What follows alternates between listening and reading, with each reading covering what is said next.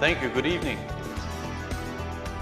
When I was a child, I used to play in the sandbox with my brother Andrew. I have 7 brothers, and Andrew is the brother immediately older than me. And for a few years, we played together happily. My mother used to come out in the morning and draw a line down the middle of the sandbox. One half for Andrew, one half for Matthew. And like I say, for a couple of years, we played together happily until one day, Andrew decided that he wanted to be a property developer and that he needed a little bit of extra land for his property development. Now, this was back in the late 70s, and back in the late 70s, Andrew was obviously already a man before his time because he was already practicing business in a way that really only became popular here in America in the 90s. He took his shovel and he hit me over the head with it, I went inside screaming and crying, and he had the extra land he needed.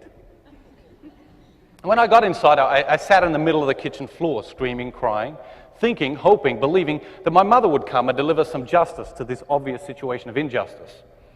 But no sign of my mother. So I screamed and cried a little bit louder, and still no sign of my mother. So finally, I stopped screaming and crying, and now I could hear my mother whistling to herself upstairs.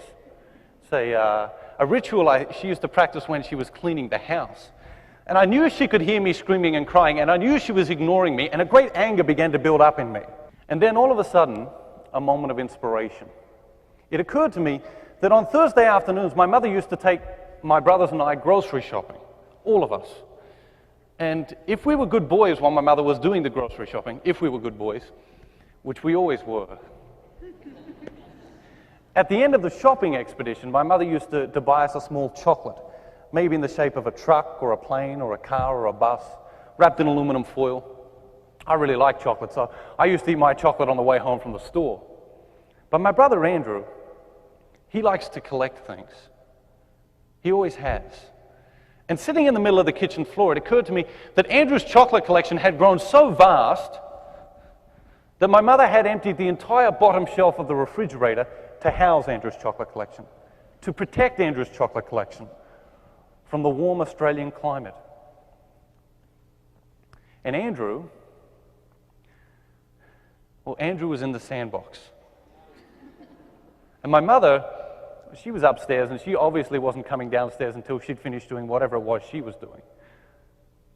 So I walked over to the refrigerator, and I opened the refrigerator door. And there where they were. As family legend would have it, there were 147 chocolates in Andrew's collection that morning. I didn't eat the chocolates straight away. First, I just took them all out of the refrigerator and I neatly arranged them in the middle of the kitchen floor. I had rows of trucks and buses and parking garages and airports. And then, one by one, I began to devour Andrew's chocolate collection. About a half an hour later, my mother came downstairs, and as family legend would have it, I was devouring the 47th chocolate when she walked into the kitchen. She looked at me, I looked at her, she screamed at the top of her voice, "What are you doing? What are you doing?" And I've got to believe that God would like to say that to us sometimes. I've got to believe that God would like to march straight into our lives and say, "What are you doing?"